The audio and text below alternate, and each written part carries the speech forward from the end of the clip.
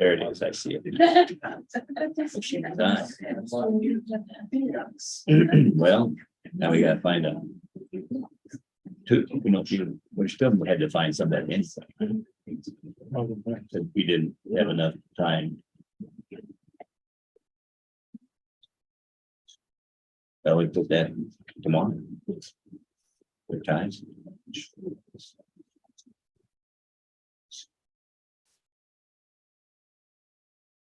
Wait. Good afternoon, sir. Good afternoon.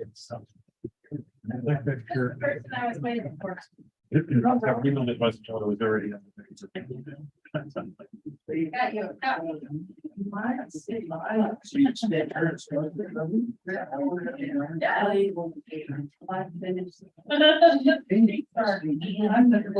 That's good. I reviewed it. You said. Okay, good afternoon. Today is September 5th, 2023. The time is now 1 a.m. Excuse me, 1 p.m. I'm glad we're not here at 1 a.m. Time now Feels 1 like p.m. I'm Kevin Day, Chair of the Custer County Board of Commissioners, and I will call this meeting to order. If you have cell phones, please silence them at this time. And if you would join me for the pledge and invocation. I pledge allegiance to the flag of the United States of America and to the republic for which it stands, one nation, under God, indivisible, with liberty and justice for all. Can you hear us over the air conditioner? Yes, yes, speak up. If we speak loud, you can hear. Yeah. I'll try to turn it down here a little bit, but then let me know if you get hot. Dan and I would appreciate turning it off once in a while, right, Dan? Sure. And join me for the invocation, please. Heavenly Father, we come before you here today, and we ask that as we come together here, that you would be with us. We ask for your guidance, for your wisdom, and we just ask that you would direct us in our thoughts and our words and our actions here today. And Lord, just direct each and every one here. We ask this in Jesus' name. Amen. Amen.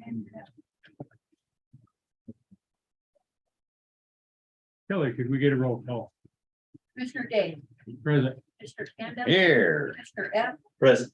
County Attorney Dan Slater, Here. and Clerk to the Board, Kelly Custer. All right, an audience introduction, so if we could start here. David Day, Wetmore, Audience introductions. Matt Miles, Stephen Wilcox, Joni Wilcox, Len Arrigo, Rick Dahl, Carolyn Parker, Bill Parker, Thanks. Jim Chapman, Kaylin Murdoch, Jean Canterbury, Nadine Peterson, Joy Anderson. All right, thank you. And if anyone goes to speak later, if you could identify yourself for the record, please. Do we have any amendments to the agenda? Not for me. No, sir. All right. And we have no minutes today. Commissioner items. Commissioner Ken. Just real quick, they had a airplane at the airport that had a mishap landing this week, a couple days ago. He was coming into land. It was a Cessna retractable gear aircraft, and he's from Texas, and the winds were what they are. It's normal, but he was having a problem with it, and he bounced up high and then hit the nose wheel, folded it up, and parked it on the runway. So it's soft to the side now. No injuries. Everything's fine there. And then Dan, I need to talk to you about something related to the airport, but it's a personnel issue, and I want to bring it up. We can talk after the meeting, and then we can decide what to do. And that's all the news yet. I'll probably think of something as you guys are talking. Can you hear us? All right. I don't have anything today. All right. I did get back a hold of CDOT and let him know that we approved the proposal from Baseline Engineering. And the next step that we need to take is that we need to sign a contract with Baseline before that moves forward, and then they will kick off a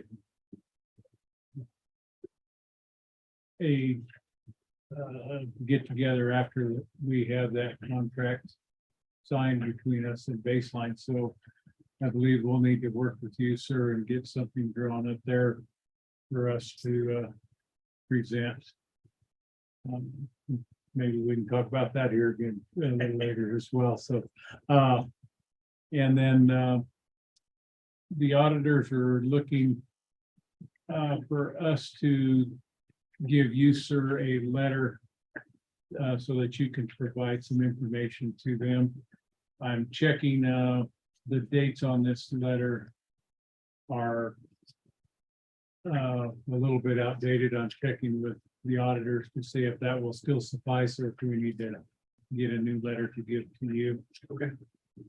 And then I have spoken to Christy over here, that's helping Dominic, and she is available to come in tomorrow when he comes in on his report to introduce herself. So I told her that would probably Found her fine. that will probably work good. She had some medical things going on in her with her family that she needed to address the other day. So so I told her that would work good. We just bring her in and she could introduce herself right after Dominic's report. So Okay. That's all I have for now. Okay, I did have a catch up thing.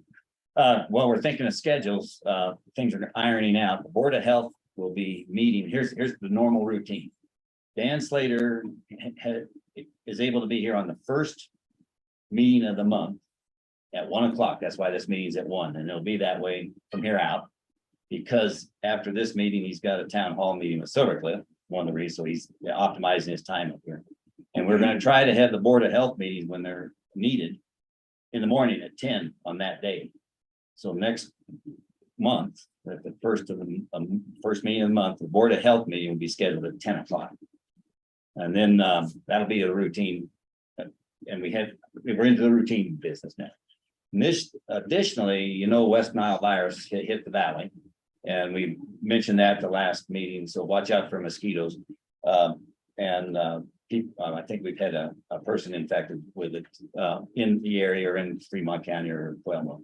But the bottom line is that Dr. Brown has set up another website. Jordan's working on it as a public health agency website that'll contain a lot of information that we don't need to post on the Custer County website. And there'll be links for those kinds of things in the Custer County website as well. And the PIO will be working with Dr. Brown to post the kind of articles that are necessary to educate people on things like how to handle the DEET when you're chasing West Nile virus around. So that look forward to that. And if you have problems with that website and you can't get to it or things, call up our IT guys, Vernon Roth and Jordan Benson, and let them know, because you know, we need to know if things aren't working. We've had problems with the telephones too. The numbers have changed. So the numbers you have for VSO and for finance and other areas are not what you have in your phones. They are different now because people have moved around. So they're trying to update that. So just be aware of that. So if you get, I've called before and I got a strange voice expecting somebody else already. Good news is these iPhones kind of pick up emails and they see a new number and they'll tell you there is a new number. Other than that, Vernon said he was going to post a listing of all the new numbers and get that on the website. So we ought to have that soon. That's all I know for now. Thank you, sir. Do you have anything for us today, sir? I do not. All right. And Kelly. Okay. That'll take us to public comment. If you have something you would like to comment on at this time, please feel free.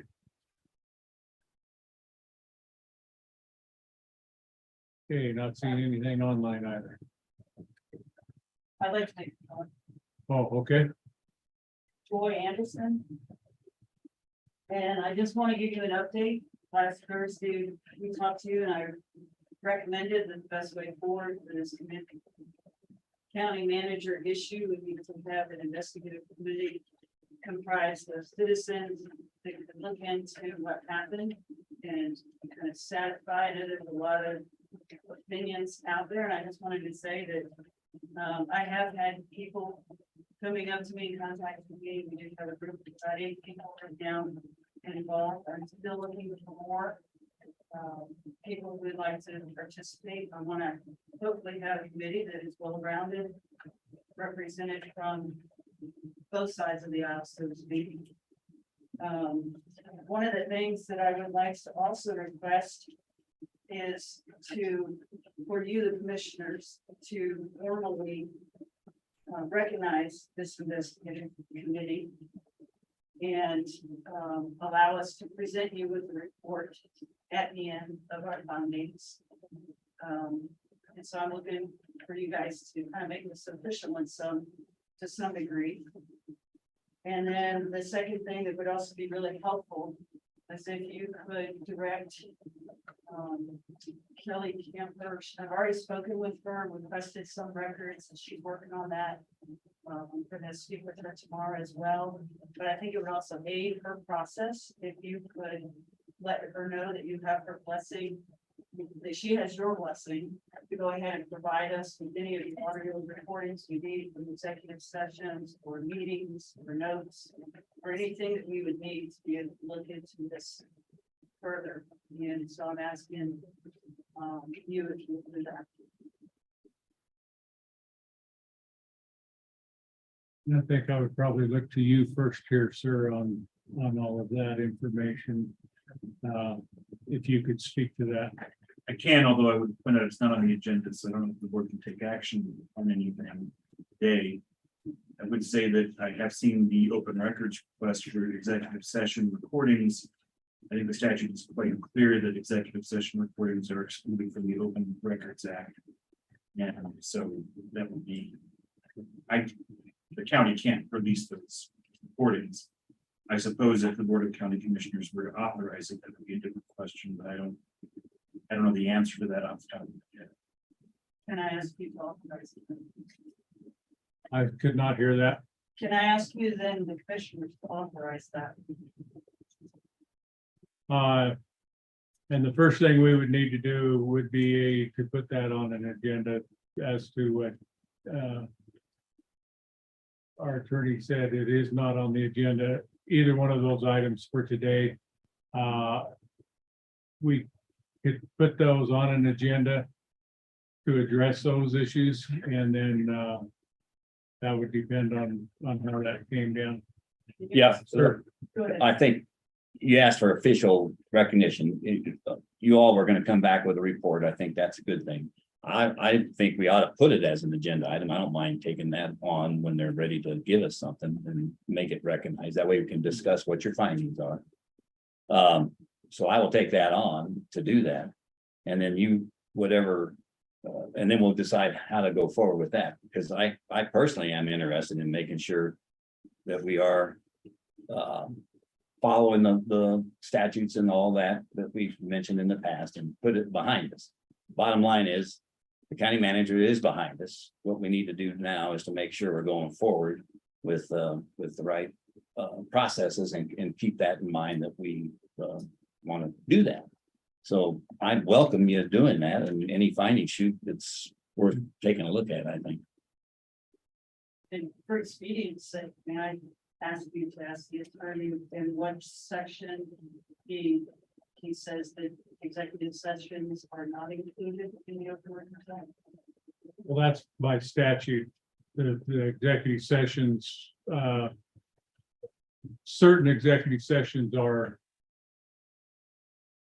not, those records are not public records. I do know that we've had requests for recordings, and I do know we've released them in the past. I've been involved in that in the past. Not for executive session. It was a recording, maybe it was the recordings. I think it was. I don't release the. No, but it was the I can't remember exactly what it was, but it's possible to understand certain things. And we can release them. I believe the issue with the executive sessions is that they're confidential as long as there's an active thing going on. But in this case, I'm wanting information about the county manager position that was created and then not. And that is a past event, so it's no longer like a privileged information thing. It's a thing in the past. It's not ongoing. And so we can put that on an agenda. The next available agenda would be the mid-month meeting or the month-end meeting, so. We can. Yeah, I think that needs to be looked at. I agree. We need to. You can't add things. And I thought there was that option too. do. On something there, I think that would not be prudent to do on a short notice where it has not been posted. You're looking for it to be posted when? It's been impossible. Yeah. Okay. I mean, we're trying to do our investigation and this kind of stuff is bullshit that, and that doesn't. Well, if I may speak, You may, I think in requesting those, if you're doing the investigation, find out which executive sessions you want access to. I wouldn't be for I did carte that. blanche, right? And so I would want to know which dates those were and what did they pertain to before I Yeah. could make a motion or vote on releasing those to the public. It is the August 16th, 2023 executive session that occurred in Martin. That's specifically the only one I requested.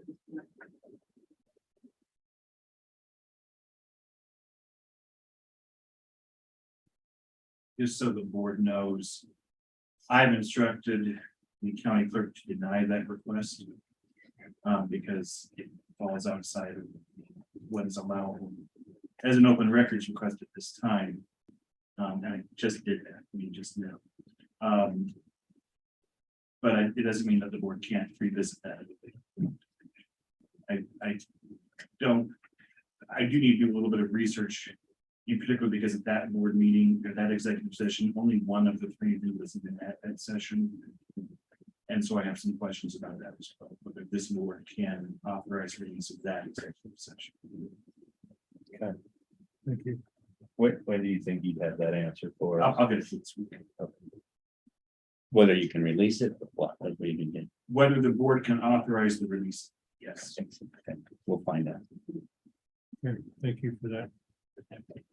Sir, That's Stan. you don't have to, just, Okay, my name is Glenn Arrigo. You guys have heard me via telecom before. I'm on the committee with Joy. And so, we're looking for truth. That's all we care about is truth. We want to be unbiased. And there's many of us that don't agree with what occurred with the county manager. And so we want to know exactly what happened. We have a right to know exactly what happened. And remind you guys that, the power should be within the people and not just the board. Okay, the people, you have to care what the people think. So when you say an executive session, it's not allowed, don't just tell us it's not allowed. Give us the regulation and let us go look for ourselves. It's not that we don't trust you, but we're gonna check on it. We want to make sure. So, we have a lot of questions, and it sounds like when we ask questions, you're gonna want to put them on the agenda. So for example, if we go to paragraph 3.5 of 24.6.402, it talks about a search committee. We want to know, for example, was a search committee composed of a public body created to establish a job search goals, including the writing of a job description, deadlines for applications, requirements for applicants, selection procedures, and at the time frame for appointing county manager at an open meeting. That's one question. So we're gonna put that on the agenda, chalk it up. Who was on this search committee specifically? what applicants applied for the job and what were their qualifications. Who and when were the applicants interviewed for the position of county manager? Who were the finalists for the county manager? When were the finalists made for the position made public? That requires a minimum of 14 days prior to hiring. And where are the records submitted on behalf of the finalists? Who authorized the payment to Braden Wilson?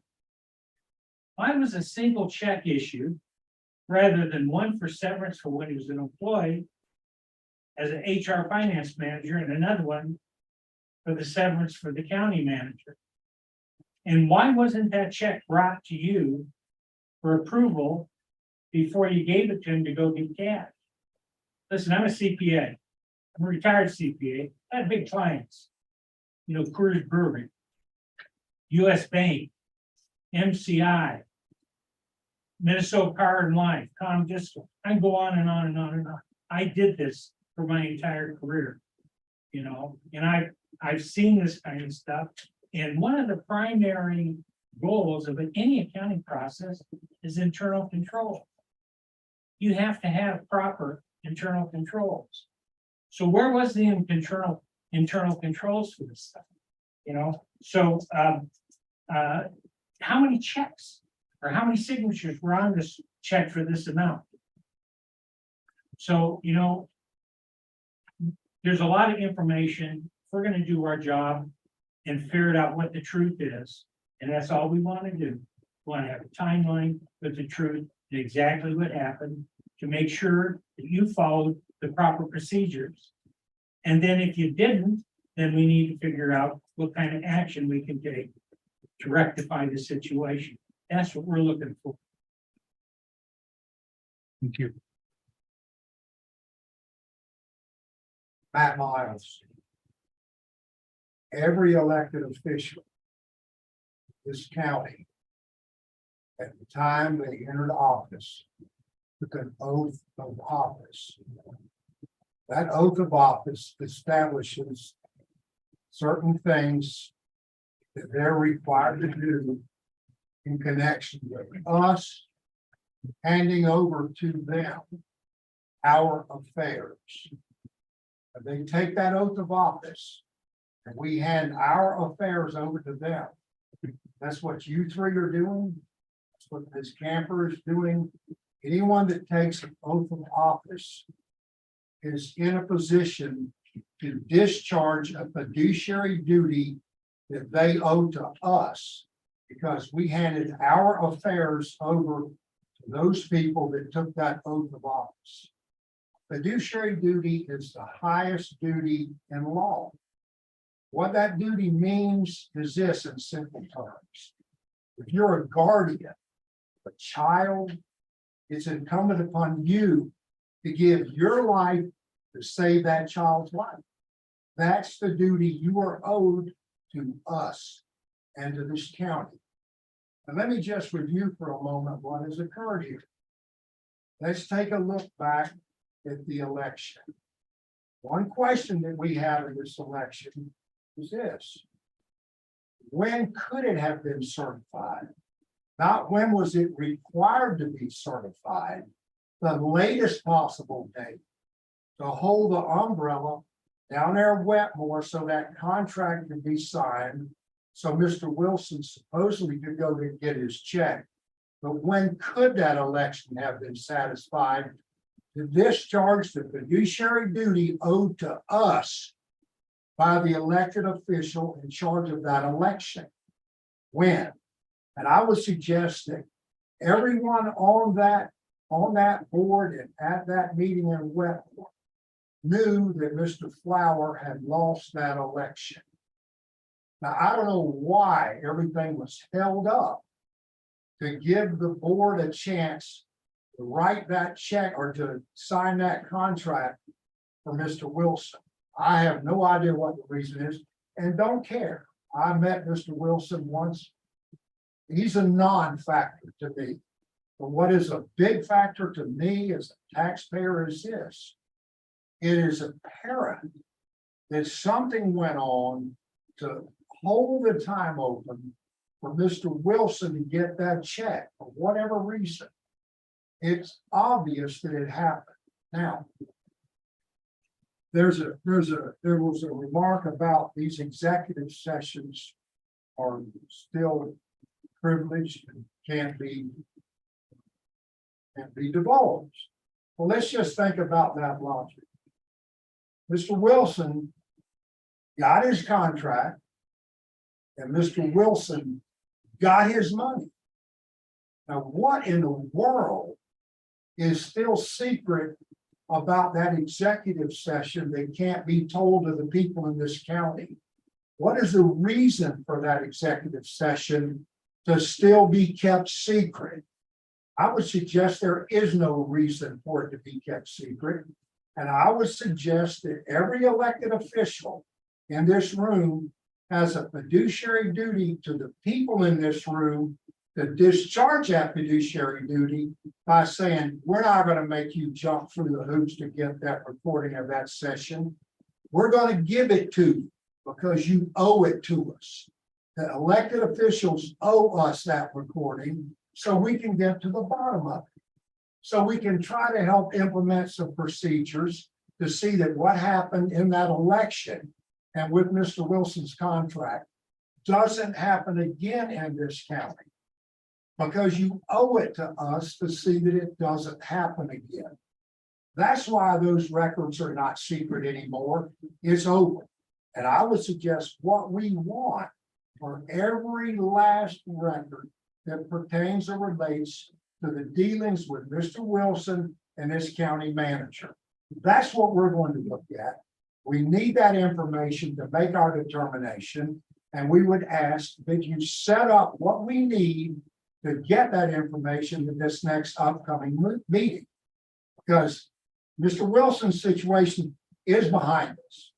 But what happened with this situation is not behind us. And we want to try to put some procedures in place in this county so that it does not happen again.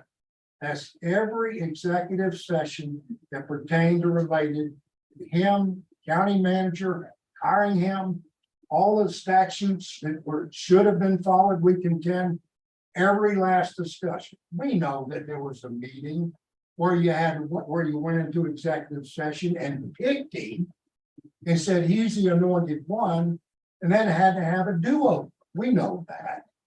We want that meeting. We want every last meeting, and we're entitled to it. You've got an obligation to give it to us. You've got a fiduciary duty to us. And we're going to see that you discharge that duty because you're required to discharge that duty. Thank you.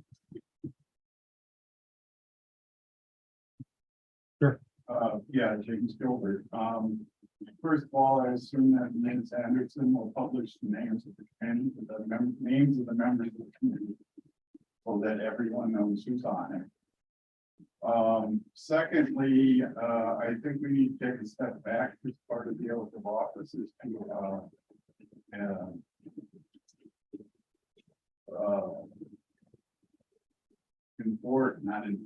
abide by the Constitution of the United States, state of Colorado, and the laws of the state of Colorado. Our lawyer has said that it's not clear to him whether or not any executive sessions can be released per force. So let's wait until that determination is made. And should they be available based upon BOCC action, then we can take the action to do that. But let's not lecture you guys on the laws of the state that you have to follow. The last thing is, speaking of fiduciary responsibility, at the last meeting, there was an exchange between our attorney and one of the commissioners regarding the status of following a couple of previous resolutions and they weren't followed, etc. The opinion of the attorney was one thing, the opinion of the commissioner was another. When that statement was made, the commissioner stated that he did another opinion. Since the people of the county pay for the county attorney, time at this point, I assume then that that commissioner will pay for the second opinion himself. Thank you. In the back. Go ahead and state your name first, please. I'm part of the investigative committee. We have one meeting. Speak very loud. We had one meeting. The people there were Bob Sindenhoff, Matt Miles, Joy Anderson, Bill Kanda, Jimmy McMahon, Ann Gardner, Rick Mexcroft. And we are definitely looking for more people to be on. Representing both sides.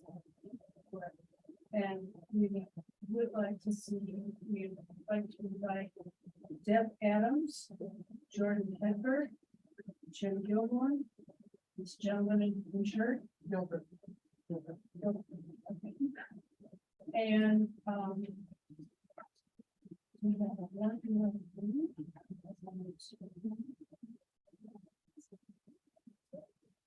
If anybody wants to be on the committee with us, no, we're here. Would you like to be? Yeah. Okay. I do have, I was looking at the county manager job description. And one thing that stood out to me personally, I love conspiracy stuff. The last thing on here was other duties as assigned by the Board of Commissioners and any duties needed to stabilize an emergency scenario, which means he would be in charge of, you know, his commanding came down. Yeah, or anywhere else. So I think that that would not be a good thing for us as citizens to be under the control of one person who decides if we have to wear a mask or social distance or where we can travel or meet or anything. So I'm glad that this position was halted. Thank you. Let me clarify something. I'll make sure everybody understands. I'm not part of the committee. I was asked to bring in the data that I had been presenting during the previous meetings. So they all had the same documents to work from and then left the meeting and they continued on. So I brought in the org structures, the resolutions, the structures that we're operating under, et cetera. So that's the whole point there. It is important that this committee brings something forward, and I like the fact it be bipartisan, and so that the citizens are. I like what you said, Matt, about the fiduciary responsibilities that we have. It's important for us to make it clear that what has happened is right, wrong, and we want to fix it. What's wrong? That's the point. And so I'm looking forward to understanding what it was, how we should do things, and avoid doing the wrong things in the future. And I'm glad that there are people, look at you guys. We got a good cross section of the county sitting right here. Sign up. I thank you. And that's what he said is true. Yeah, he was there and gave us some background and then we met. Sure. Regarding the, Name. Phil Parker, I'm sorry. Thank you. It was, regarding the county manager position. It was reported that Mr. Wilson was handed a check for $54,000. And then it was subsequently reported that payment of that check had been stopped. What is the current status of that payment? Yes. Talk soon. Yeah, go ahead, sir. Okay, here, I'm gonna pass this around. You can look at it, but we don't have a copy machine. I asked Lisa Bivens this morning to put this together. Otherwise, she was gonna be here. She could have talked to it and had everybody understand. The severance payout was on Wednesday, August the 23rd. Okay, it was, there's two different checks. One was a check that was due Mr. Wilson, Reagan Wilson, for his, after he resigned as the finance manager. That check hasn't been paid yet. It's going to be, I think it was on the 31st. It was paid yesterday or the day before, last week. That was totally separate. The severance pay that is at issue was paid out, and there was PTO leave. This is all based on the county manager time in office. He had 5 days of work on the job, and then a severance package. It included PTO leave at $649.05, severance pay of $47,163.50. That's $45,000. That's 6 months, half of his pay, plus 5 days worked as a county manager. And sick leave of $1,730.80. That's 40 hours of sick leave. And the vacation leave of 120 hours of $5,192. That's a grand total of $54,735.75 gross income. It's less taxes, Medicare, FICA, 4% retirement required. That's less $24,284.57. And that meant in that income check, and it's check number 29,594, check that we did been talked about, of $30,451.18. Now that's the total amount, and I'll pass that around. When I had heard about this, because I was surprised, I didn't know it was even given to him when he left. And so I asked Lisa what it was, and that was the amount she told me. So it hasn't changed any. What changed was the amount paid out because it's less the taxes. And I looked into stopping the payment on that. I didn't realize I'm on the account, but I didn't realize the only person that can stop it is the treasurer. You all learned about that in the last meeting, and that's fine. That's great to know. I would have asked the treasurer to stop it if I'd have known. But it wasn't, and it was paid on the 23rd of August. And the paycheck for the finance is a payout period was from July the 16th of 08/15 and was paid on 8/31 last week. So there, I'll pass it around, and we all have a copy of this. So the check has cleared, it has been. And he's got it in his checking account for $30,000. So he was paid on Wednesday, 23rd, and it was. the cashed day, on what day? that was Monday. That's Monday the 23rd when it hit the bank. And he walked out the door. What day was that? The Doesn't matter. 28th. That day, He was paid out the same day. same day. I'll be on their investigative committee. And who signed the check? It's and just a little more background. She fought. She didn't realize there was a statute that doesn't apply. So political subdivisions are not held under the same requirement to pay it out in 3 days if you have your time to do that as a political subdivision. So it doesn't really matter. It's been paid out right now. And so she sent it out, and the normal process was a check that has a stamped signature, your signature on it. That's correct. And I don't know who else is on it. I think there's 2 signatures. One signature. And It's just- I'm on that. It's Kelly's on it. As a testing. Right. And so that was the process, and she followed the normal process for normal employees. The difference is this was different, and that's why I was surprised because I had felt that we should have authorized that out of cycle check, personally, my opinion. Then now you have all the data. Point of quick clarification. Go ahead, sir. I believe what was stated before is in conflict with what was stated now, but the accrued vacation and the accrued sick leave is from the time of his original employment until termination. No, It wasn't simply for, you're telling me he accrued 40 days of vacation without working? no, that's part of the severance package, Jim. Yes, because he accrued it since he started. No, Jim. Totally wrong. This is Just leave this it is in from there. you've got it. That's her statement right there going around. This, so his time as a finance, being hired as a county employee was paid out, all that leave and all that stuff as a separate check on the 31st. This is strictly related to the Where's county the manager information position. for that separate check? What's that? Where's the information for the separate check that has all On the? the bottom there, she tells you that the separate check for that finance job was sent out on the 31st. Right. The details on Check from hours worked.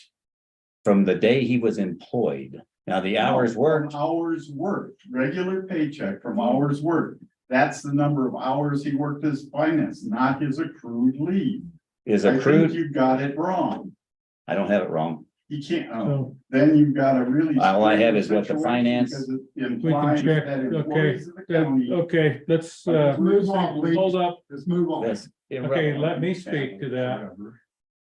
James, it is time to move on. We will check on that and to verify that information.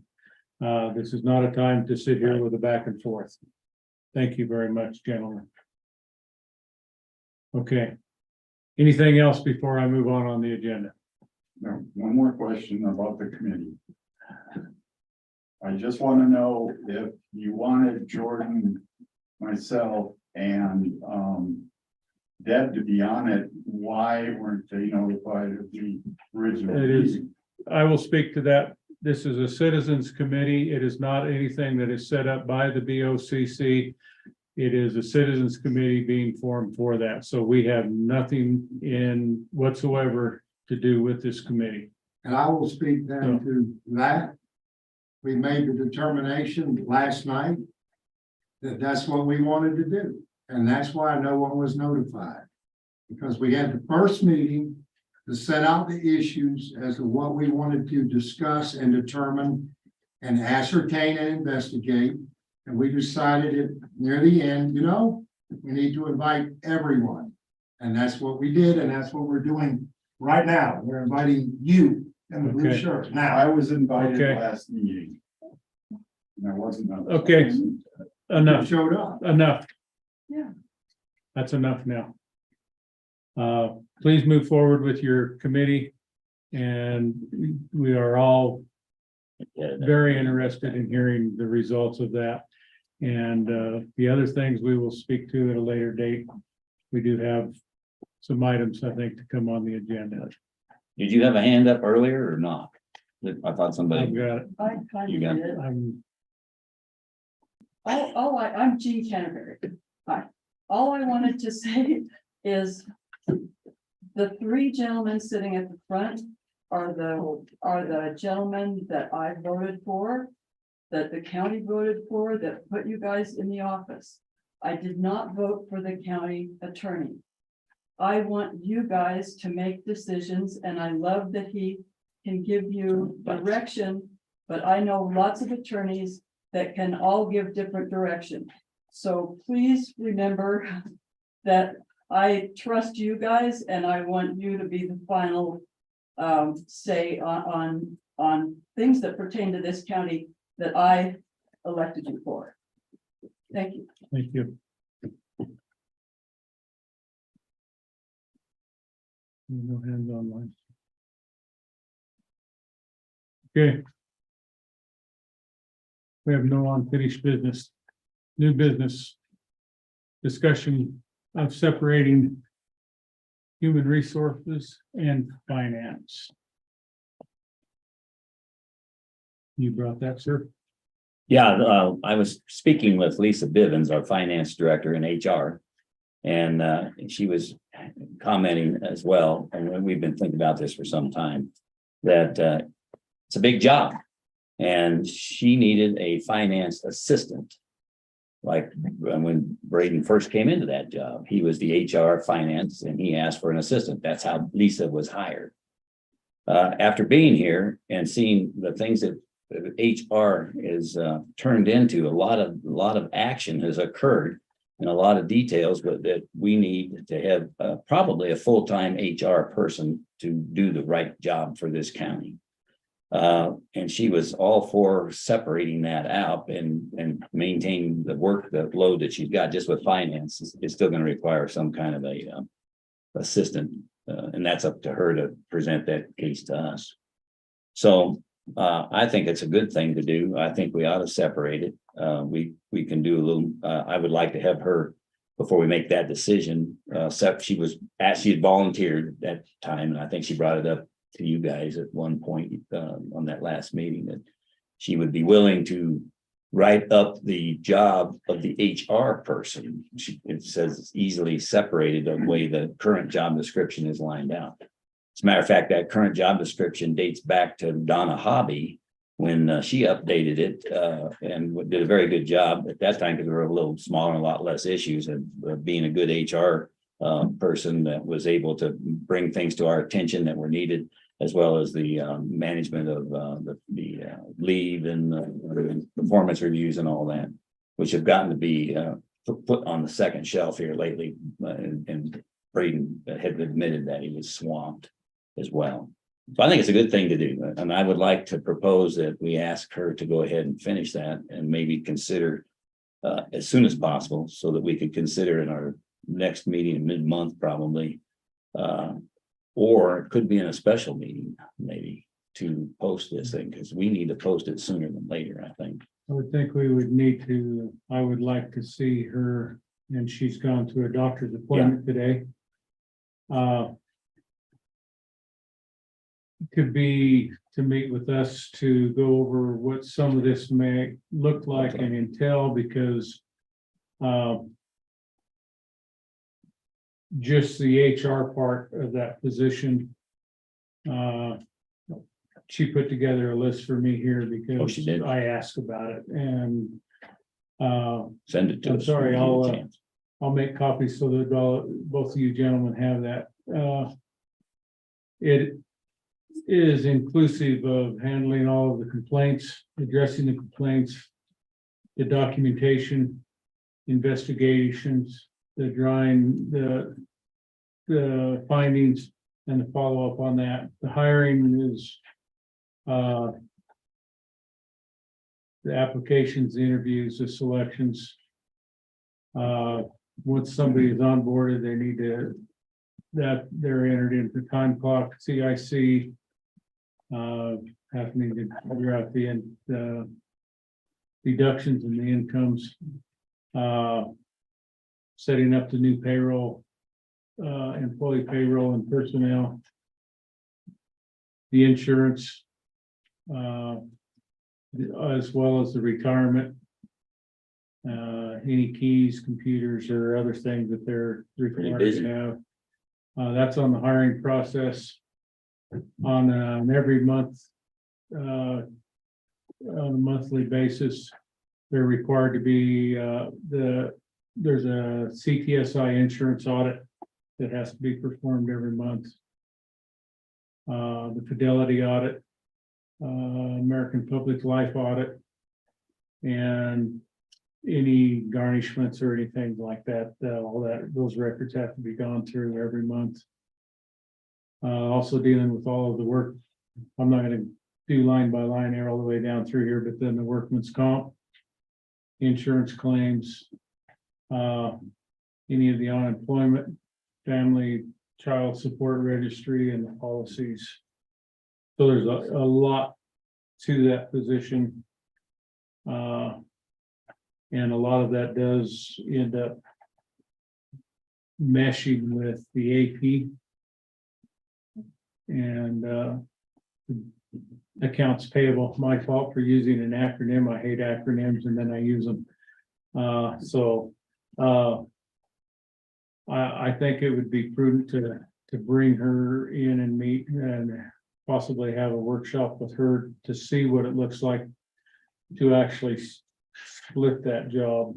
Yeah, So then we we know could, what we're looking at moving if forward. it's a workshop that we can make a decision in, that would be a good thing, because we can get it Yeah. published as soon as possible. We So- need it. Keep us out of trouble. I'm in agreement that that long list there, you know, if we're gonna take a lot of those things away or transfer them from our finance person to our HR person, does that lessen the load of the finance persons enough that they don't need an assistant? I'd also like to look into what assistants do we have already working that could split their time between the two, especially during the busy October, September to October budget months, and share those, make our people more, make our employees more like dual trained, cross trained, can fit more roles, and help in the ebb and flow of when things are really busy in this department. Great, some of our assistants go to help them get through that and then bring back. So I think a workshop is very much needed from my standpoint, because I don't know so much of what the workload is of So it everybody. sounds like maybe two separate things, because you're right, maybe you don't need an assistant. And maybe we need to understand really what the finance people really do now that we've got a new system, and how they can share it, because now each department has visibility to the data a lot better than they've ever had in the past. So maybe it can be done. And maybe an assistant for 3 months during summer for one department makes sense, where it doesn't make sense during the winter time. But maybe they are needed elsewhere. I don't know. I would like us to look fully into that Good idea. and really understand and learn what that position's gonna do. Yeah, because I think what we have seen, I'm gonna look at Bill and I here now, because what we have seen has always been a combined position between the HR and the finance. It has been that way for some years. And so looking at just exactly what those look like separately, I think is good. And to your point, I think I would also, we would need to figure out if you have someone from Department A coming over to help in Department B, then you've got to look to see how that looks financially for those separate departments. Because, they're budgeted Mhm, right now. This employee's budgeted in Department A, mhm. and now they have an opportunity to go to Department B, and how is that where they don't have them in their budget and things of that nature. Good It news does is, come all the way out Yeah. of the same pot, granted, but But through the budget. But the good news figure is all that out. it's budget time now. So if we can get this ironed out, the departments would be able to put that in their budgets this year for next. So, but I think I would like to see her be with us to look at some Yeah, of we this gotta do stuff as well. Absolutely. And I will get a copy of these made. I apologize. Okay, so I then did, but I didn't get it we can done. look at times later then to pick, and we can post a workshop. Everybody will know. Some point here. Okay. So. That's the next step. Workshop to break it up, see what the HR looks like, and then another piece of it looks at the finance. All right, Next item would be our discussion of managing commissioner duties. I brought that up, or maybe Lucas did. Part that, I think both of us were talking about from different points of view. This is related to what used to be called the points of contact. And we went through a process where it's not a point of contact, and any commissioner can do anybody else's job anytime they want. It's a point of contact that is really a managing commissioner or a managing position of the people in those departments. These are posted everywhere. This is the points of contact for the 3 commissioners as well as the other elected officials. So in the other elected officials, it points out the department and what they do, and then it has the number of people employed. It's a pretty good chart. And I got looking at it, and it's probably time to balance it out. Because this was put together after we had reestablished things with Tom and his duties, and we put things back in play, and some other things that happened.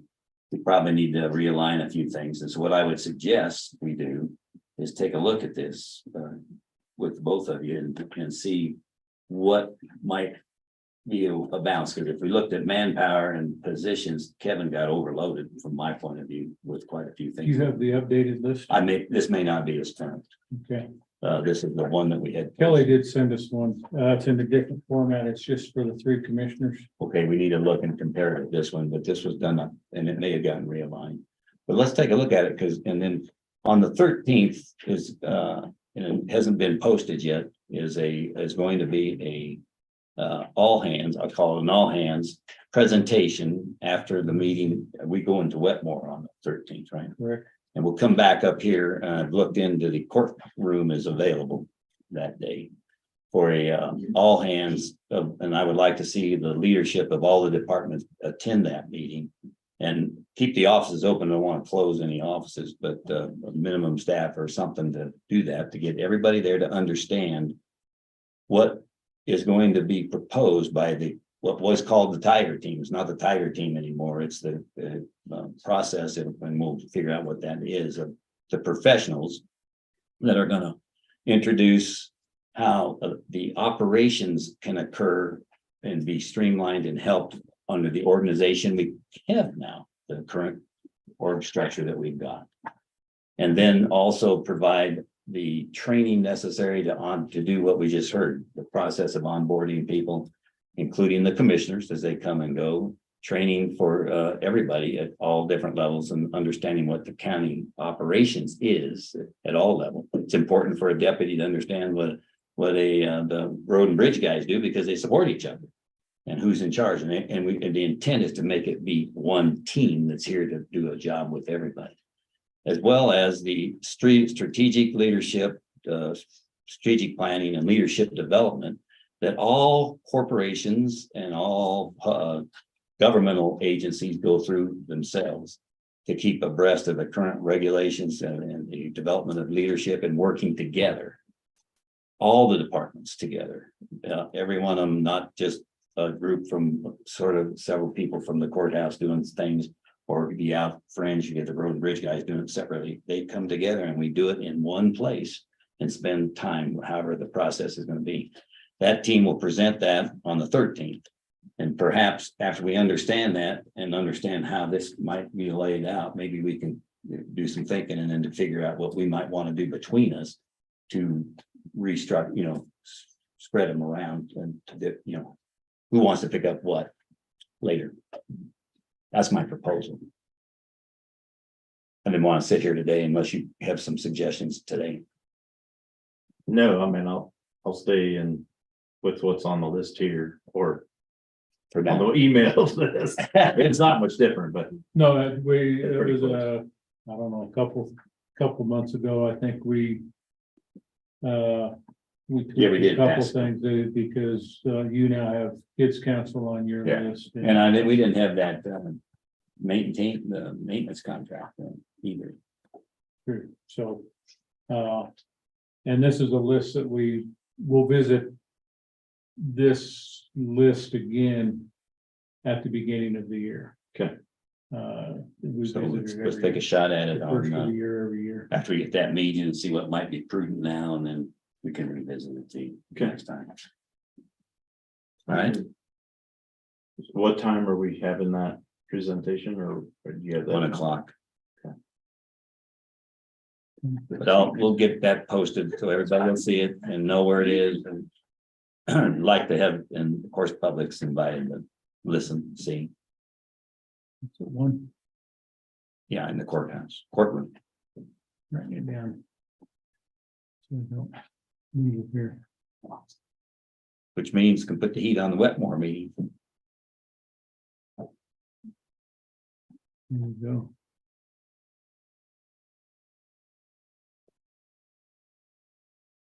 Questions? Thanks. No, I think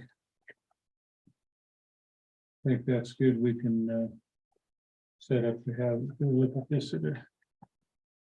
Get it on, if you guys want to look at it. Yeah. Okay. Next item, then would be discussion of public information officer, administrative assistant position. And you would send that out an email, correct? Yeah. Can I ask you a question on the last item? Sure. So you're aligning you guys' functions. And I know I've got a document, I don't know how old it is, on what Custer County commissioners are supposed to do. Yeah. I've also got a document on the county manager, like 4 pages of stuff, Mhm. okay? Now, it was my understanding that you get a county manager and you delegate some of the responsibilities you guys had to the county manager. So are you saying that you're gonna fold these 4 pages back into what you guys are doing? In other words, the other way to look at it was that is taking everything here and putting it on that page. That's what happened. Well, So but now, okay, so now you're taking back this and gonna realign it, is that what you're doing? so that it's clear, and this, it has stovepipes, it has what the other elected officials did, and that county manager piece enveloped those as well for support. Mhm. But each one of these were put under the county manager to run the operations. That's what happened. But that's null and void. It's gone. It doesn't matter. What matters is where we are today and how we're going to streamline that and manage it And all efficiently. these functions are gonna be performed. I have a question, Carolyn Parker. The task force that Bill put together for to streamline our government here in the county. Has it been presented? That's what I was talking about. That's what's going to be presented on the 13th. Okay, all right, so aren't we kind of putting the cart before the? No, remember, we said we're not going to do this until we hear that. This is just discussion today. Okay, our next item on the agenda then will be the discussion of the public information officer and the administrative assistant position. And you have that email? Where you sent that?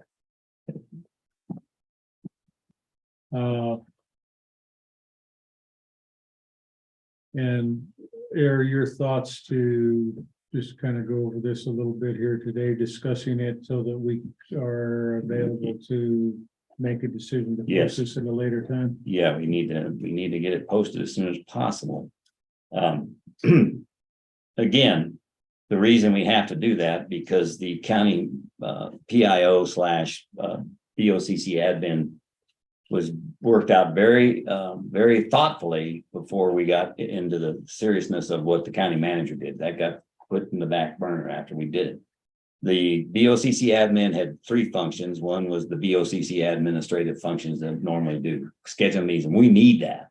We have scheduling problems right now because we're trying to get 3 people. Kelly's been doing the best, and we all are doing separately, and things fall through the cracks. So we got to get somebody doing that, answering the phone and those kinds of things. And then the other piece, she was the gatekeeper of all the grants that the county has, making sure they were booked and we understood what money went out, what requests went out for grants, and when a grant got given, and you'd be surprised, the state awards it and we get a big check and it doesn't really give the details where it goes, what department. It has a number. And so we didn't have a clue who gets this money. It was chasing our tails a lot in the past. So that really was a great function. It was a broker, it was a function that really was good. And the third one was the PIO, the Public Information Officer. And that and it reported to the Board of Commissioners because it encompasses all the information distribution across all departments. Simple things like there's an air fest coming up, the airport comes up and advertises and gets it out. Or something more emergent, like an emergency fire. And that PIO would be the responsibility to make sure they're coordinating everything and getting the word out on the fire or West Nile virus or whatever. And so that's an important position, and it's been half-time. That may evolve, and we need to understand that. But in the meantime, we need to get that function ironed out, because right now some things have dropped through the crack getting posted on the public health, for example, right now. So let's take a look at it. We all three, and you weren't here at that time, Lucas, but the three commissioners really went through this in detail to update it according to what Jennifer Cree was our admin at that time. She still is the PIO. She's doing half-time with Robin now. And so Robin's good enough to let her do that. Right now, she wants her full-time back. So she wants to give, we've got to get a PIO as soon as we can, so that we can take that off of Jennifer's plate. So I would suggest we take a hard look at that, and maybe if we're good with it, I don't think we need a separate meeting. If we look at it and we think it's good to advertise, we can always tailor what she does once we've got her hired. And that goes, there's a word in there, other duties as directed, kind of a statement that's in that anyway. That's pretty much a standard on. That's on all of them. Yeah. We told you we were gonna do this, but we added 5 more jobs over here. And this is the first time you're looking at this, correct? So give him a chance to look at it. Yeah, I think we need to let him see it, and we can, Kelly, are you serving as the scale house administrator now? Then, Yes. Thank you. That's another job for the admin. Or was, could be anybody else. so I would say, if we needed to have that on an agenda, we could have that on the 13th to post this. Trouble is that, well, it's only a week away. That's not a bad thing. I think that would give you enough time to look at it, and if you have any questions, we can. Yeah, we're not gonna gain anything by if we could have. Sorry to interrupt. No, go ahead. If we could have the workshop to talk about. Human resources, finance, all that, more of this. and talk about this and how these three. Because I really see these three working very, very tightly together. That's true, because financially, the grant piece is a function of the finance that they appreciate. She needed to have more authority to put in her things. Right. So it'd be nice to have that workshop, talk about how this all interplays. Duties, whatnot, and then. Okay. Come together on the 13th and be able to make some decisions. I'm good. Well, if we're gonna, it would probably be good to set a workshop up now.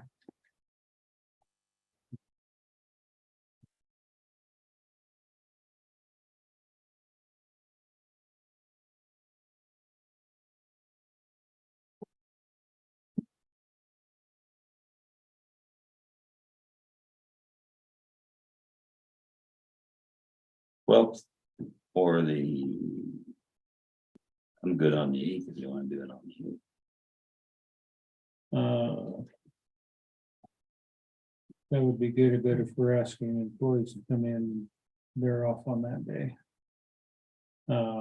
We've got the DA budget on the 11th. 12th is open for me. I do have a tripartite board meeting. I could do it in the morning because that meeting's in the afternoon. We have tourism board at 9 to 11 on the 12th. Okay. I could do a late afternoon after, say, 3 o'clock. On the 12th. Yeah. I could do that. You guys want to shoot for 3 o'clock? Sure.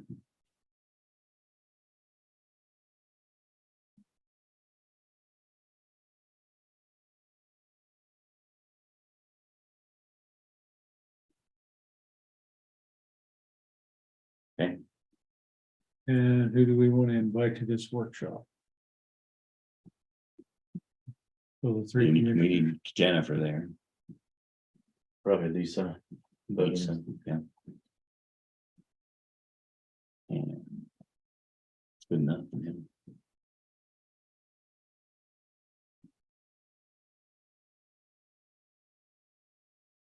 Okay.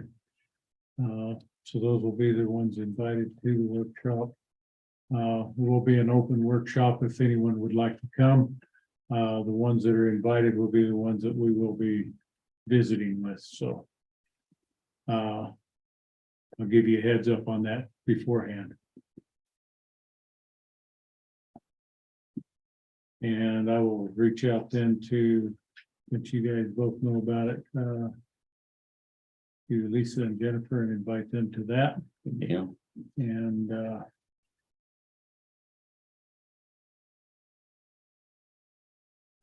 we can work on that. Run through everything. You were combining some things on this workshop, so I am not losing any of it. HR director and the PIO admin assistant, and then how that. What finances can end up left with if we're going to take. Basically.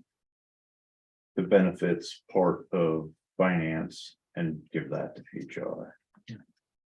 Of course, it still gets paid through finance, but HR. HR. Works. Yeah. So all three of them I see interplaying. I think they do.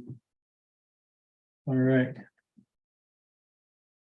Anything else on this item, gentlemen? Nope. Also, Any additional items of business here today?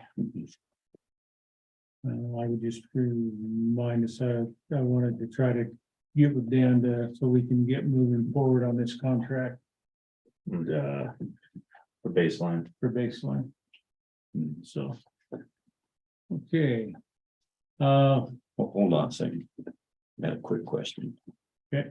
You know, people have talked to me a lot about these agendas and what we're talking about. And it's good to understand what we're talking about. So it's one thing to put in consideration of separating HR and finance. That's sort of explains itself, but there are other things that we get into that they have no clue what we're going to talk about. So in the interest of having maybe something better to descriptions, we probably ought to give it some thought on. It's one thing to get a nice, concise, consider hiring somebody, but maybe there's a reason why or whatever, some more color to the thing. And also, I had the same comment on executive sessions. Dan, you can help us on that. There's certain things we need to, legally, we need to say, got an executive session. I've gone into executive session, gotten blindsided, didn't even know what it was about. Myself, let alone the people that, that we want to make sure we're doing the things that are worthy of an executive session. They should be an executive session, so we gotta make sure we're as transparent as possible. So, okay, so legal advice per does not really describe anything. So we're gonna have to figure out what that means. Yeah, and I think that may have changed over the last couple of days, but I think there was some discussion that we might have something added to that. I think maybe kind of a your request. Personnel issue would be maybe one thing, but it's not good to combine them either, probably. Well, if it's a personnel issue, then there's a whole different Group. mess of things. We have to need adjourn from consider. that one and start another one. Well, if you're getting legal advice regarding a personnel issue, that's one thing. That's what If you're having an executive session to discuss the personnel issue, it's an entirely different thing where we need to give the employee Right. involved notice that of Right. that and an opportunity. So this would to be an open session. former as opposed to the latter. Exactly. Yes. Yes. And I was going to make sure that we understood that as we got into the executive Okay. session. And I will speak some to that. I think you alluded to it a little bit. We set this up initially for legal advice. Because Commissioner F has not been appraised of everything on this, and I think I'm the one that pushed to have that so that you could be kind of brought up to speed. And then after that, there had been another item added, another legal advice that you had asked to be put on there. They both fall under legal advice per that statute. And so I did ask Dan to have that on there as well. So we have two items of legal advice today on the agenda. But Commissioner, I do agree with you, especially, 5 years ago, I think I would not have agreed with you. But there has been a more recent court case that has suggested that we do need to be more, not Custer County, but governmental Overall, bodies in Colorado overall need to be more specific in delineating why we are going into an executive session beyond just naming the citation, although the citation doesn't need to be named. right, So legal advice per whatever Colorado revised statutes for this specific Right. reason. yeah, we need to do that. So I will try to do better on getting that on when I put it on, I guess I'll look to both sides of the table here as well, because any of us can put that on there, so. So, you know, along if we that line, can all yeah, do that. along that line, in the past, we had a practice. We're gonna put executive session on there just in case. We need to not put it on there if there's no executive session. You know, what I have done in other governmental entities I represent is I have had a catch-all on the bottom of every agenda that says the board may adjourn into executive session on any item that's listed on the agenda I mean, if a reason exists for the board to go into an executive session and the board votes to do so. I think that would be sufficient because the subject of the executive session is already on the agenda by definition. right, so it should be, so that's why I said, let's get it off there unless we have that catch-all phrase or something. Yeah, Otherwise, we just have to wait till the next meeting to put an executive session on, so it's 24-hour notice, or we have a special meeting. Right. Okay, So can you explain what the purpose of this executive session is? Yes, the first one is the one we discussed at our last meeting, was to bring Commissioner F up to speed. And now I'm, on personnel or what? on legal Legal advice. opinions with respect to the county manager issue. and then there we have added on there, thank you for filling that in, so I didn't misspeak. The second item that has been added to the agenda on legal advice is in regards to, I believe, a newspaper article, correct? For a personnel issue possible. It's just say personnel, Okay, just personnel, I think, legal advice with respect to personnel. The board will not be discussing the personnel issue itself. No, okay. And that is the second item on that agenda. And I would advise, I will also, in this whole time, I've looked at the actual statute. I'll be giving the board an opinion with respect to the open records question that was raised earlier in the meeting. Okay. Thank you. Okay, any further public comment at this time? So, Joni Liebman. A lot of you have been speaking very technically and are obviously, like this gentleman said, he's a CPA or someone did, and some seem to have a lot of legal or research background. I have none of that. I have a basic just question about, it's based on my knowledge, which may be incorrect, that when you become elected a county commissioner, you do go to some organization in the state that does some training for new county commissioners, or orientation or something. And if that is correct, does that organization also have examples of different systems that have proven efficacy and how counties operate with a setup similar to our management system now, which is 3 commissioners? Is there anything to look at that would assist you all? And do we separate human resources and finance? Do we, how do we change the admin, the BOCC, or do they do something else? Are there experts out there that could help you with all this process? And if so, has that been looked into? the organization CCI that we're members of do provide that training. If you're coming in under the normal cycle, that's provided in person. I could look around the table here and say that has not been the case with any of us. I guess I did come in under the normal cycle, other than the fact that COVID existed and then they were not holding that at that time. They do have a handbook that you receive in online training. So training is provided. And kind of an answer to your second half of your question. Each county across the state is different than any other county. So some of that, what might work for this county isn't going to work for that county. And so they do have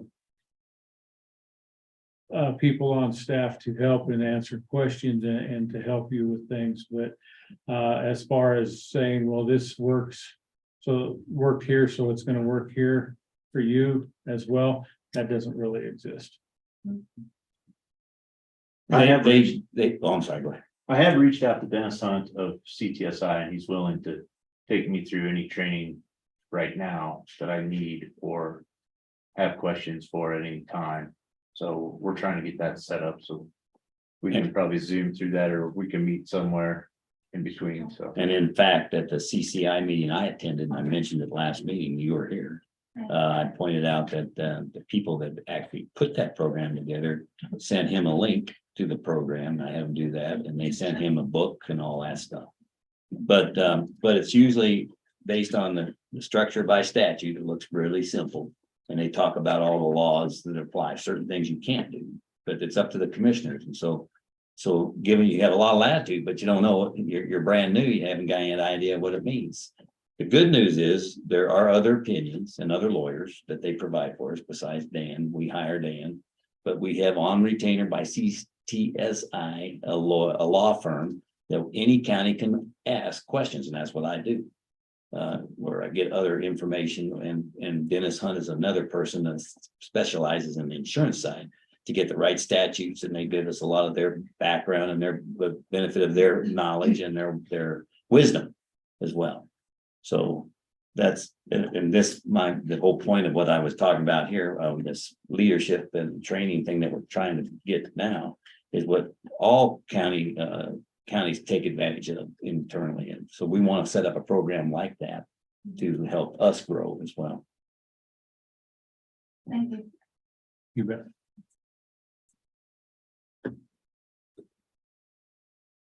I'm a Florida lawyer, not a Colorado lawyer.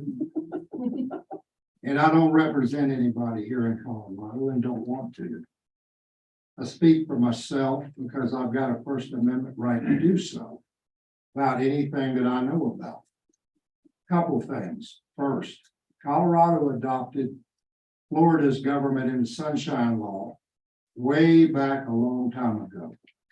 They did not adopt it in its entirety. It at first only applied at the state level. But then it was broadened, just like Florida's, to apply to all levels. Now, I've attended hundreds of executive sessions in Florida. And what was always discussed in those were things like, well, we got a lawsuit and we got to try to figure out if we should settle it, if we should fight it, or what should we do? In other words, there was an adversarial situation that was ongoing that was ongoing that gave rise to that executive session. There was some kind of decision that had to be made. Now, here's what Colorado says about it, just like Florida. The public's business is to be conducted in public. Period. The public's business, our business, is to be conducted by this board in public. I'm not saying there's no need for an executive session. Obviously, there are from time to time needs for executive session. But what I would ask as a taxpayer here, and not as a lawyer here, is that if there's going to be an executive session, that the law be followed, which is fairly simple and straightforward. The board is to list out the subject of the executive session insofar as possible, so as not to compromise the county's position in connection with holding the executive session. So we can look at the agenda and determine if we need to go there because it's something that might interest us, or it doesn't interest us. It's just that simple. Thank you. Good. I think that's, we talked, I think public talked, maybe it was, Joey talked about. Wanting some information and making that like sort of new business now, and us voting on that. What that would do would not be transparent to the public and go, hey, when did this decision get made? Because I don't see it on any agenda. And so we need to get things like that on the agenda as business, so all interested parties can go, oh, I'm interested in that. I want to be there. I want to be there for that. I want to witness that. And not, not all of a sudden we make a decision about something that's not on this agenda. Right. Yeah, anyway, thank you.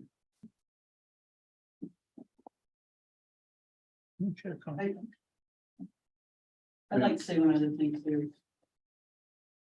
I guess this is visibility to the commissioners as you go into your executive session. And particularly because you have your legal counsel here today. I asked earlier what the statute was that he was relying on. I'd still like to know that information. Don't know why I can't be given it right now. But the second thing I'd like for you to consider as you go into this session with your legal counsel is that sometimes the legal counsel can be protecting themselves, not you. Bingo. And so please use that filter as you listen to him, because there is plenty of other legal advice out there that might be contrary, but you're going to be the ones at the end of the day that are responsible for the decisions. Thank you. Go ahead, sir. You're 100% right on the money. Legal advice is advice. And it is not our obligation to say, well, thank you, Dan, but I'm not gonna do it. You know, I don't have to. I'm the guy that's accountable. I'm the guy that's responsible. The decision rests with me. Because no matter which way it goes, whether it's good or bad, I'm the guy that's gonna be either put a pat on the back or fired. And that's the way it is. And that's what I've done all my career, both in the military and in industry with Lockheed Martin and Raytheon Company and other corporations. We always got advice. We always look for other advice because everybody's got a different opinion. And the reason you look for other advice is because they got a different angle on things that might enable you to make a better decision, whether to follow it or not. So that's what we're learning here. And that's what they try to teach you. That's what we're going to understand too in some of this training that we're going to institute, I hope, as we start managing our divisions, because it does matter. And so we're accountable. Nobody else in this organization, nobody else except the elected officials are accountable to you, the people. And so because of that, I want to make sure I'm got all the information, all the options available before I make a decision to follow advice or not, or get somebody else's advice or move forward. And I'm sure that's Kevin's modus operandi and Lucas. Lucas has had experience in industry as well and HR world. As a matter of fact, Lucas has had other government experience that people might not know about. So he understands, I'm sure. I would say Trust that. Follow that. Go ahead. I would say that in light of what I've heard from the mix of audience that we have here, and I appreciate the feedback, that I will waive my needing the advice from Dan Slater at this time and going through that in executive session. We need to still deal with the personnel issue. And so I'm okay with that, but I think we waive at this time, we're all waive needing that information. And for transparency to the citizens that are here that have given up their time, given up their work and their ability to be out there in the public. But my understanding is I won't get answers until you've had that conversation with me. And it may be Or information you need. It may be, I question whether we're truly being transparent, with going into that executive session on that matter, just for legal advice. But I'm just saying, I wouldn't have to go into executive session, Bill or Kevin, on just for legal advice. So if we need to go into for the personnel matter, I'm fine with that after the public's done commenting. But I appreciate the feedback. And as far as your question on the statute, I don't have that sitting in front of me, so I cannot give you that answer. It's right here. I can't, the lawyer answer. Yes, ma'am. Meeting Peterson. Do you have anything? When you go into the executive session, update us if he's willing to do that. I would request, just like this meeting is recorded, I would request that that meeting is also recorded. So that if we need to get that for our committee, we can have it. And I would state as well, an executive session for legal advice is actually not recorded, What? What? correct? That's correct. Do you have a statute So- for that? Yes. Okay, I'm gonna ask Okay. Dan to tell him the statute because there's no reason to hide that. I didn't anything, I just don't. If he doesn't questions from answer the to you audience. guys, he answers to us. So Okay. Dan, tell him. 246402 subsection. I'm sorry, I don't know looks like it's 5.5 to B indicates that attorney-client communication is not recorded. No record or electronic recording shall be kept as part of the discussion that constitutes a privileged attorney-client communication. The electronic recording of said executive session discussion shall reflect that no further record or electronic recording was kept of the discussion based on the opinion of the attorney representing the local public body. As far as the other question, no portion of the record of an executive session of a local public body shall be open for public inspection or subject to discovery in any administrative or judicial proceeding.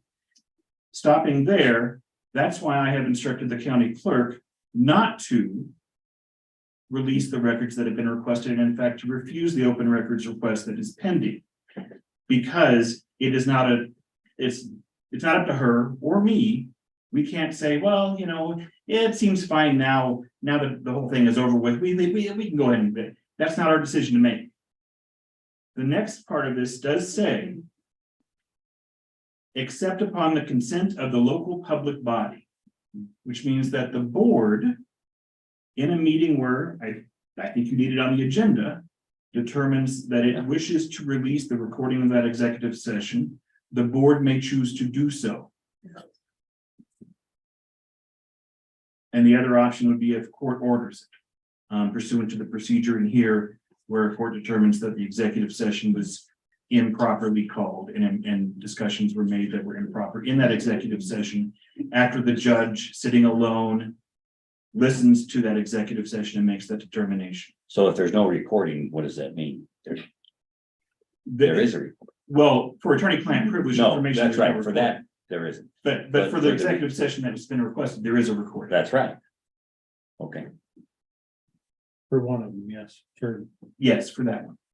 Well, that's the only one that's been requested. Okay. The August 16th, I think was brought up a while ago. That's not on that request there, correct? No, the August 16th is. That's the one. And that was reported. That's For sure. Okay. Yeah. Okay. So we can decide to do that. We can probably decide to do it now. Again, I I think. think it's gotta be on this It's not on the agenda. I don't agenda. mind if it isn't, because they're patient to wait for it. That's fine. Matt, you got something? Matt, sir. My understanding, Matt Miles, has always been that the lawyer is nothing more than a mouthpiece. That's all we are, a mouthpiece. And that the client runs the lawyer. And that the client can tell the lawyer to do whatever the client wants to tell the lawyer to do. unless what the client is doing in your situation will be to prejudice us, the taxpayers, in some way. So I would suggest and request, not suggest, I would request that those meetings be recorded. I think we can do that. Notwithstanding what the statute says, because you're our commissioners, you owe us a fiduciary duty, and the lawyer is your lawyer, not our lawyer. And obviously, we would request, again, anything that pertains or relates to the county manager situation. And I think that's how it works, or should work, but it doesn't work that way. Because it's our business. It's the public's business. We're the public. With that said, how can the attorney tell the county employee not to give us the information? He didn't. That's what he just said. No, he said it's up to us to tell him. I thought he said he advised her not to release it. He according did to advise the her record. to not Right, release that and- because per statute. Because we haven't had a chance. Is what he said. Right, Yes, that's what the county attorney does in that situation. it's right, it's instructed. So from my point of view, I would move that we release the records or the recording from the Wednesday meeting at Wetmore to the committee that's requested it. It was a recording. And I don't see any reason why, there's nothing secret about it, that now that would be not. I appropriate. would prefer to have that on an agenda. I'm just making the motion now. If you want a second, it, you can. I think we need to have it on the agenda. I think Okay. it's important enough to have it on the agenda. So do I have a Well, second? let's have a discussion on that. Tell me why. So do I have Because- Well, because pretty soon we get in the habit of making decisions Well- all the time, right? And pretty soon we I agree willy-nilly, with that. we might take something that we don't think is important, that the citizens might think is important, and we make a decision on it, and then they go, Jimmy goes, Lucas, what's going on here? Why'd you make this decision? It wasn't on the agenda. And I would have been at that meeting and I've gone, No, I agree. oh, I'm sorry, I guess we've gotten in a mode of operandum of this is how we started to do business. I guess I'd rather Sort of stick mix. with what is on our agenda. And if we need to put it on a next meeting agenda or make a special meeting about it, then that's what we need. I'm to good do. with that, given that it's a week away from an item to make that happen. That's not gonna be, it's not gonna stop them from doing anything different, I don't think. But I don't see any reason why we couldn't do that in this case, personally. But I don't want to get into the habit, we've never, and then in the past, we want to get out of the habit that we've done that in the past. We actually amend the agenda and we shouldn't be up front. Right. So I don't think we want to amend the I agree. agenda after the. I don't fact, think we should. Right, so if, I mean, we can put this on an agenda item later and. Well, this can be on the agenda item for the 13th. Right, Yes, it can. absolutely. So I'm not hearing a second from you, correct? No, sir. That's all right. Motion dies due to lack of a second. Okay.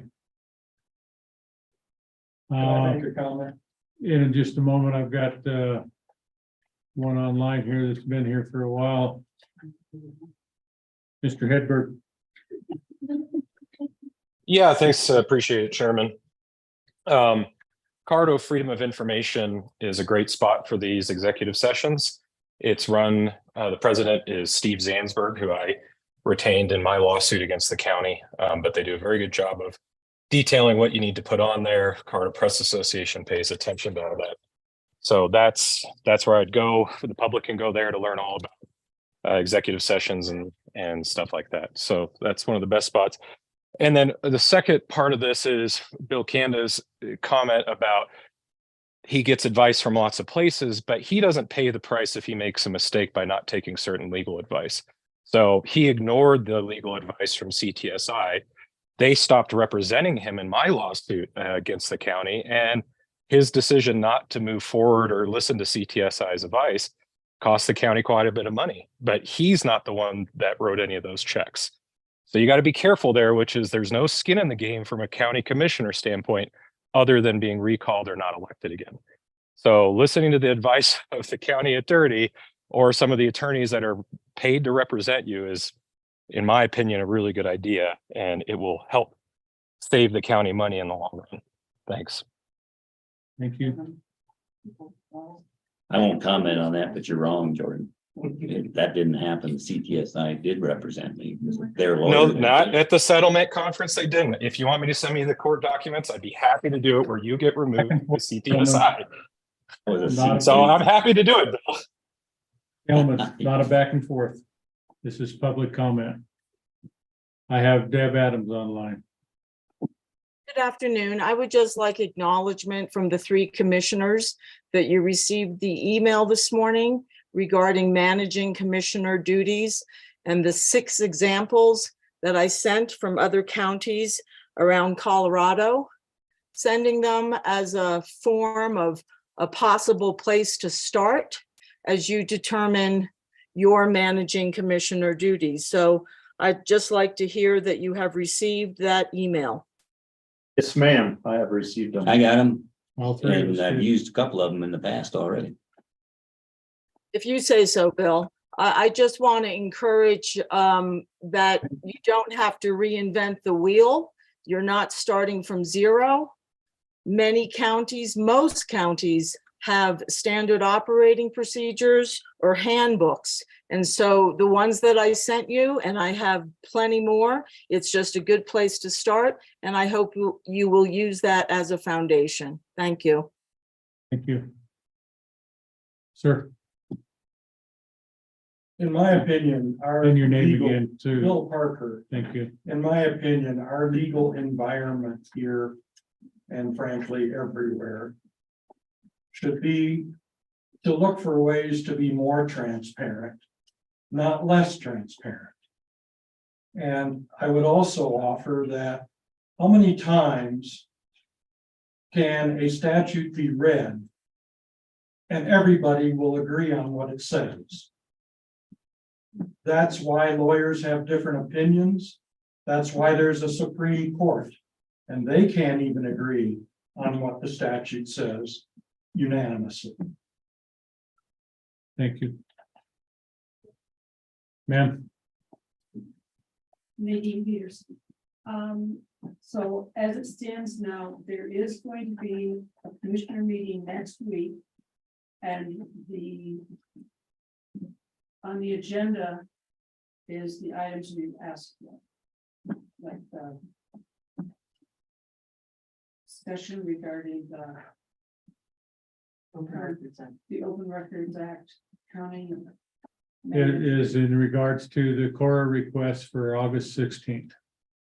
Is what we have just put on the agenda. And can we expand that to any request for any meeting? I believe each individual request would need to be looked at individually. What about the request I made? I give you a list. And I prefaced it by saying, since you want it on the agenda, do you want me to repeat those items? You can give us a list so that we have a copy of them so that we know what we're looking at. Send the list. Who do I send it to? All 3 of us. Our email addresses are on the county website. You can send it to them.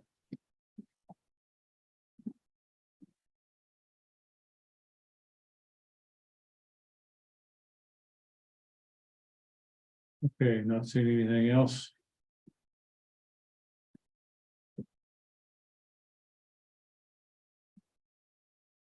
Can I, are we done or? We're done. I'm getting ready to make a motion to go into executive session.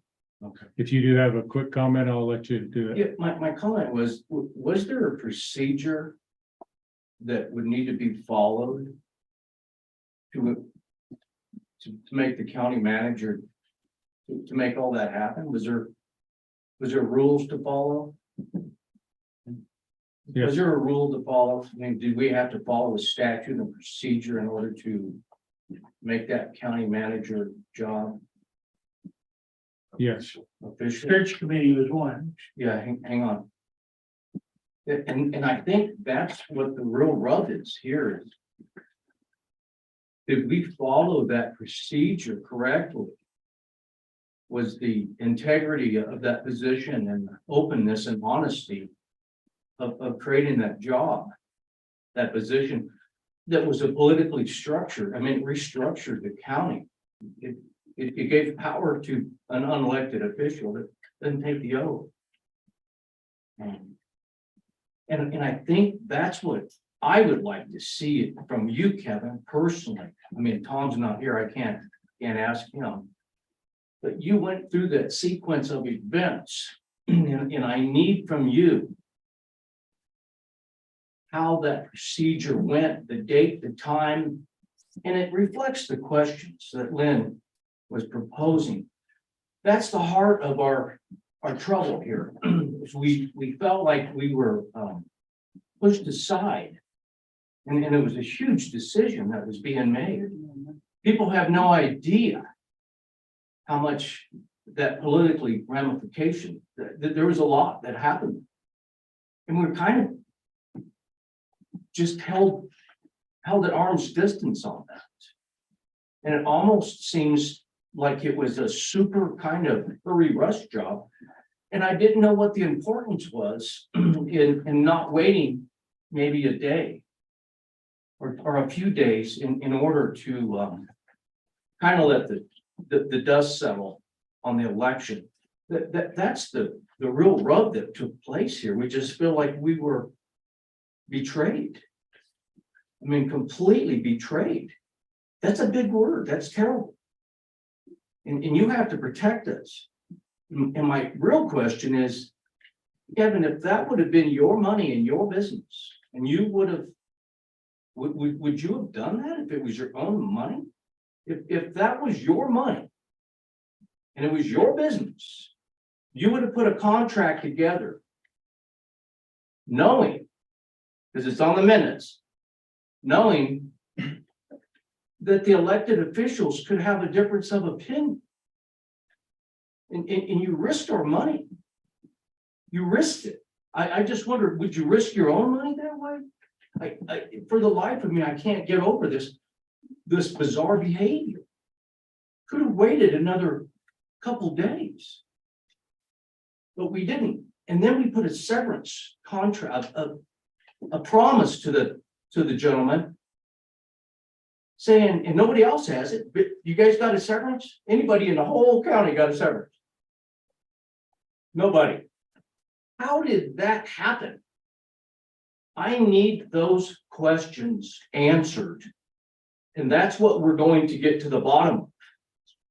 And then through it, we're generating some stuff for the ethics committee in Denver. And you're the head topic. And I hate that this is going like this. I hate it. I just can't hardly stand it. But we got to right this ship. This ship's got to get.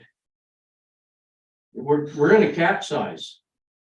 And for whatever reason, you went along with that whole thing.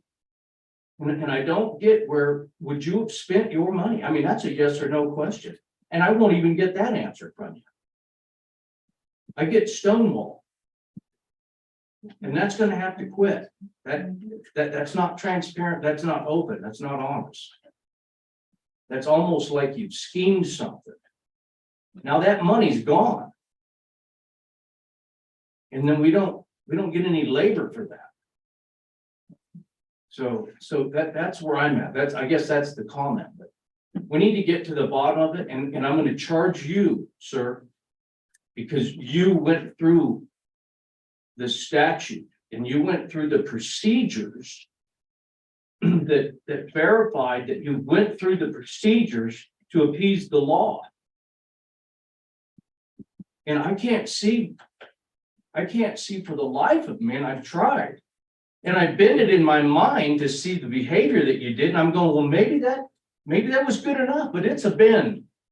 I have to bend that really bad.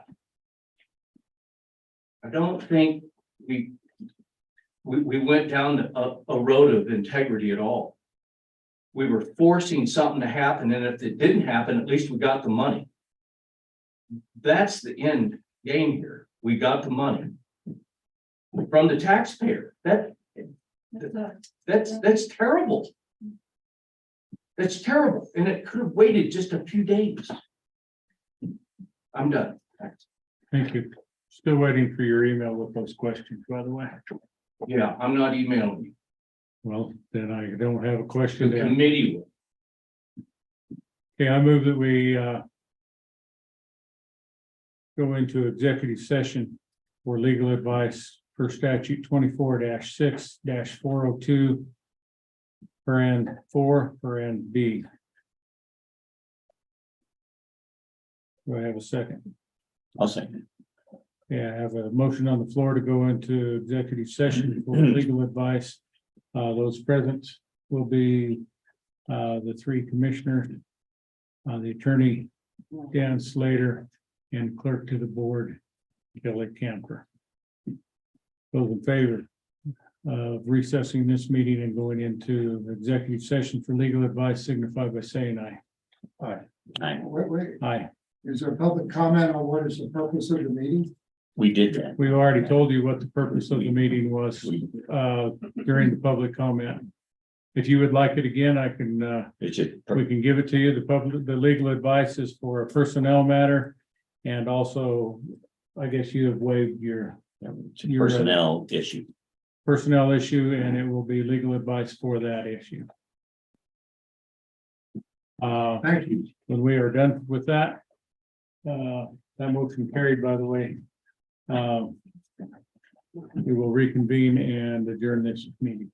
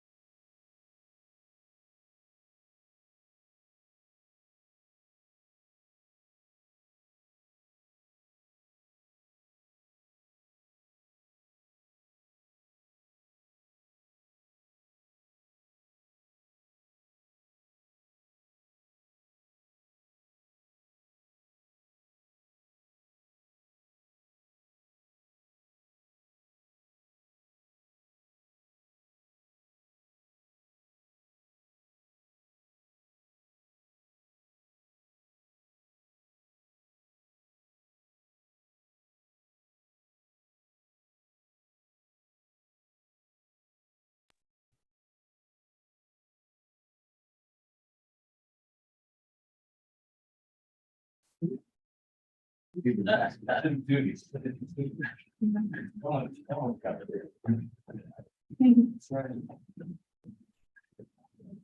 hot in here, huh? Sorry, I shut that off earlier. I could not hear her comments. We turn it back on. You may. Okay, the time is now 3:23 PM on September 5th, 2023. And the executive session has been concluded. The participants in the executive session were myself, Kevin Day, Commissioner Epp, Commissioner Kanda, Attorney Dan Slater, and Clerk to the Board Kelly Camper. For the record, if any person who participated in the executive session believes that any substantial discussion of any matters not included in the motion to go into executive session occurred during the executive session, or that any improper action occurred during the executive session in violation of the open meetings law, I would ask that you state your concerns for the record. Yeah. I would certify that the discussion in the executive session constituted a privileged attorney-client communication and therefore was not. Thank you, sir. We have no other items on our agenda, gentlemen. I will conclude this meeting, adjourn this meeting of the BOCC at 3:24 PM.